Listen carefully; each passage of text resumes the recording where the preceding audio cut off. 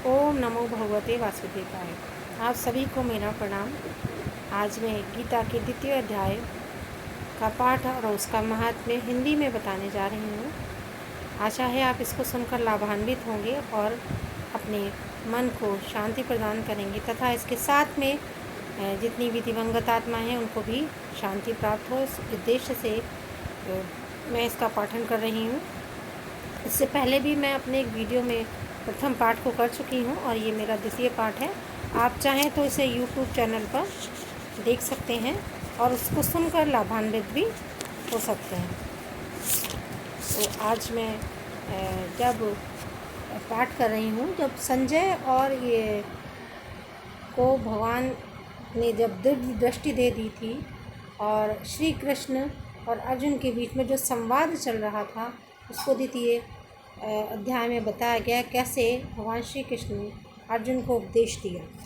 संजय ने कहा, हे राजन। तब श्री कृष्ण व्याकुल चित्त अर्जुन से बोले, हे अर्जुन, अनर्थ के सेवन करने योग्य अपेशकारक मोह इस समय तुम्हारे मन में कहाँ से आया? तुम कार मत बनो, ये शोभा नहीं देता। तुम हृदय की दुर्बलता को त्याग कर युद्ध के निमित्त खड़े हो जाओ। अर्जुन ने कहा, हे मधुसूदन, मैं रणभूमि में पूज्य भीष्म और द्रोणाचार्य के ऊपर प्रहार कर कैसे युद्ध करूं? गुरुजनों को मारकर उनके रक्त से सने भोगों को मैं कैसे भोगूंगा? हम नहीं जानते कि संग्राम में हम दोनों में से कौन जीतेगा। यदि हम जान भी लें तो भी जिनको मार करके हम जीवित रहना नहीं चाहते, वही धृतराष्ट्र के पुत्र हमारे सामने प्रस्तुत हैं। आपसे पूछता हूँ, जिससे निश्चय करके मेरा भला हो वो मुझे समझाकर कहिए, क्योंकि मैं आपका शिष्य हूँ। मुझे शिक्षा दीजिए। मुझे पृथ्वी का निष्कंटक राज्य मिल जाए और देवताओं का आधिपत्य मिल जाए तो भी ऐसा कोई उपाय नहीं दिखता जो मेरी इंद्रियों के शोक को दूर करे। हे गोविंद, मैं युद्ध नहीं करूँगा। ये कहकर अर्जुन चुप हो गया। संजय बोला, हे राजन, दोनों सेनाओं के मध्य में खिन्न होकर बैठे अर्जुन से श्री कृष्ण ने वचन कहे, हे अर्जुन, जिसके लिए शोक नहीं करना चाहिए उसके लिए शोक करता है और पंडितों के से वचन कहता है, परंतु पंडित लोग न मरों का शोक करते हैं न जीवितों का। ये बात असंभव है कि पहले न था, मैं भी नहीं था, और न तुम न थे, न राजा थे, इसके बाद नहीं रहेंगे। जैसे देहधारियों को इस देह में लड़कपन, जवानी और बुढ़ापा की अवस्था आती है, वैसे ही मृत्यु के बाद दूसरी देह प्राप्त हो जाती है। इसलिए पंडित लोग मोक्ष को प्राप्त नहीं होते हैं। हे नरश्रेष्ठ, दुख सुख को समान मानने वाले जिस वीर पुरुष को ये बाह्य प्राप्त पदार्थ क्लेश नहीं देते, वो मोक्ष का अधिकारी है। असत वस्तु का तो अस्तित्व ही नहीं है और सत का अभाव नहीं है। इस प्रकार दोनों ही तत्वज्ञानी पुरुषों द्वारा देखे जाते हैं। जिससे सारा संसार व्याप्त है, उसको अविनाशी जानो, क्योंकि इस नाश रहित आत्मा का विनाश करने में कोई भी समर्थ नहीं है। अतः हे महारथ, तुम युद्ध करो। जो पुरुष इस आत्मा को मारने वाला तथा मरने वाला मानते हैं, वे दोनों ही ये नहीं जानते कि आत्मा न मरती है न मारी जाती है और न कभी जन्मती है न कभी मृत्यु को प्राप्त होती है। नष्ट होने पर भी वो नाश को प्राप्त नहीं होती। जो पुरुष इस आत्मा को नित्य अविनाशी, निर्विकार और अजन्मा जानता है, वह किसको घात करवा देगा और किसको मारेगा। जिस प्रकार मनुष्य पुराने वस्त्रों को फेंक कर नए वस्त्र धारण करता है, उसी प्रकार आत्मा पुरानी देह को छोड़कर नई देह धारण करती है। ये आत्मा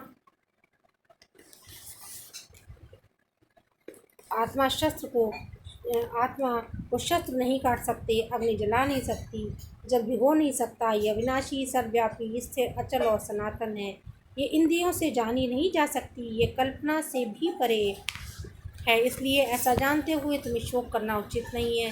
हे महाबाहो, तुम इस आत्मा को नित्य जन्म लेने और नित्य मरने वाली मानते हो तो भी तुम्हें शोक नहीं करना चाहिए, क्योंकि जो जन्मा है उसकी मृत्यु निश्चित है।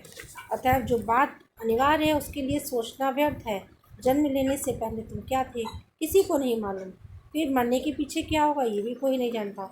ऐसी दशा में किसी बात का सोच करना तुम्हें उचित नहीं है। इस कारण प्राणियों के विषय में तुमको सोच करना नहीं चाहिए। अपने धर्म को भी सोचकर तुम्हें घबराना उचित नहीं है, क्योंकि क्षत्रियों को धर्मपूर्वक युद्ध से कुछ भला करने वाला नहीं है।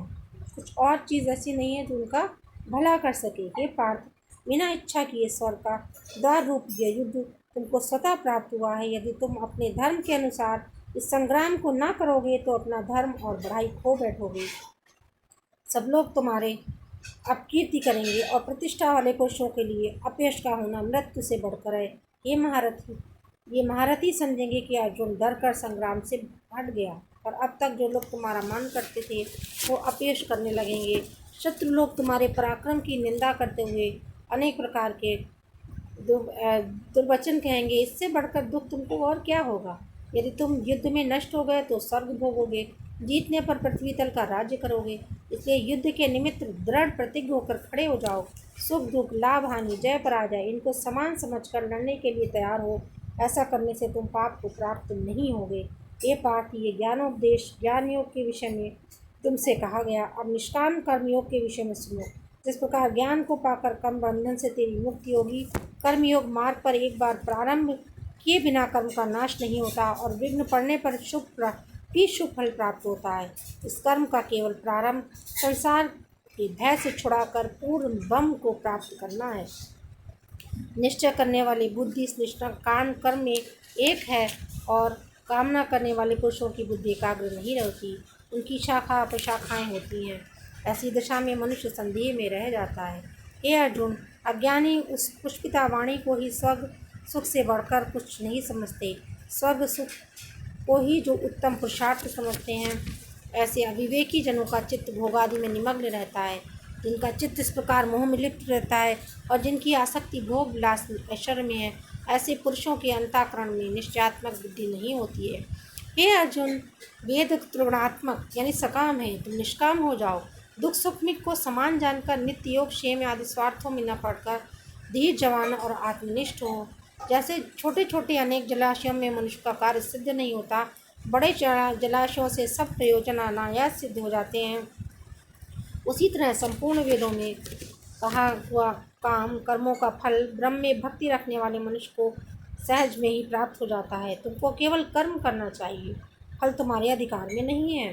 तुम ना तो फल की अभिलाषा से काम करो और ना ही निकम्मे रहो। फल की आशा त्याग कर कर्म की सफलता को समान मानकर तुम योगस्थ होकर कर्म करो। यही कर्म ज्ञान योग्य है। इस बुद्धि योग सहित कर्म से अन्य कर्म अत्यंत हीन है। इसलिए तुम बुद्धि योग का आश्रय ग्रहण करो, और फल की इच्छा रखने वाले निकृष्ट होते हैं। निष्काम कर्म करने वाले पुरुष ईश्वर की कृपा से संसार में सुकृत तथा दुष्कृत इन दोनों प्रवृत्ति का त्याग कर देता है। इसलिए तुम निष्काम कर्म प्रवृत्त हो। कर्म फल को त्याग कर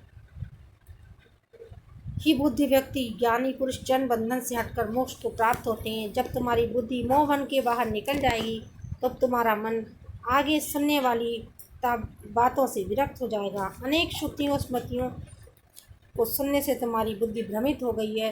जिस समय वो निश्चल होकर आत्मा में स्थिर होगी, तब तुमको तत्व ज्ञान प्राप्त होगा। अर्जुन ने पूछा, हे केशव, आत्मस्वरूप में निश्चल बुद्धि वाला किसको कहा गया, उसके लक्षण क्या हैं। तब श्री कृष्ण जी बोले, हे अर्जुन, जो महापुरुष मन की सब कामनाओं को त्याग देता है और अपने आप में प्रसन्न रहता है, उसको निश्चल बुद्धि कहते हैं। दुख में किसके मन को दुख नहीं होता, और सुख में किसको आसक्ति नहीं होती, और प्रीति भय क्रोध जिसके जाते रहते हैं, वो महात्मा स्थिर बुद्धि वाला मुनि कहलाता है। जो शुभ पदार्थ प्राप्त होने से हर्ष नहीं करता, अशुभ से अप्रसन्न नहीं होता, उसी को स्थिर बुद्धि वाला जानना चाहिए। और जैसे कछुआ अपने अंगों को सिकोड़ लेता है, उसी तरह से पुरुष अपनी इंद्रियों को विषयों से हटाता है। उसी की बुद्धि स्थिर जाननी चाहिए। निराकारी पुरुष के विषय घट जाते हैं, परंतु विषयों में उसकी चाह बनी रहती है। निराहारी पुरुष के विषय घट जाते हैं, परंतु विषयों में उसकी चाह बनी रहती है। पर ब्रह्म का अनुभव होने पर यह चाह भी घट जाती है। हे अर्जुन, मोक्ष के लिए यत्न करने वाले विद्वान व्यक्तियों को भी ये प्रबल इंद्रियां उसके मन को जीत लेती हैं, और इस शक्तिपूर्वक उसके मन को जीत लेती हैं। इसलिए सब इंद्रियों के विषयों से रोक तुम मेरे विषय में तत्पर हो जाओ। जिसने इंद्रियों को वश में कर लिया, उसकी बुद्धि निश्चल है। जो पुरुष विषयों के ध्यान में रहता है, उसकी प्राप्ति हो जाती है। प्राप्ति होने से कामना होती है, और कामना इच्छा के पूर्ण न होने से क्रोध होता है। क्रोध से अविवेक होता है। अविवेक होने पर स्मरण शक्ति नष्ट हो जाती है, और स्मरण शक्ति नष्ट होने से बुद्धि क्षय होती है। और जिसकी बुद्धि का नाश हुआ हो, विनाश को प्राप्त होता है। जो पुरुष राग देश से रहित अपने मन को वश में कर लेता है, वो शांति को प्राप्त होता है। शांति मिलने पर दुखों का नाश हो जाता है। संचित बुद्धि वाले की बुद्धि निश्चल होती है, और जो पुरुष योग युक्त नहीं है, उसकी निश्चल बुद्धि नहीं होती, ईश्वर में उसकी भावना नहीं होती, भावना ना होने पर शांति नहीं होती, और शांति ना प्राप्त होने पर सुख कैसे मिलेगा। जैसे वायु नाव में जल को खींच ले जाती है, इसी प्रकार इंद्रियां उस पुरुष की बुद्धि का नाश कर देती हैं। इसका मन विषय सिद्धि से इंद्रियों के पीछे लग जाता है।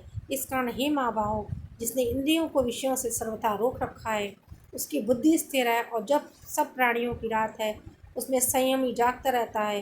वो प्राणी मात्र जिस समय जागते हैं मुनिजनों की वो रात्रि है। जल से भरे समुद्र में और नदियों का जल भरने पर भी वो मर्यादा पर रहता है।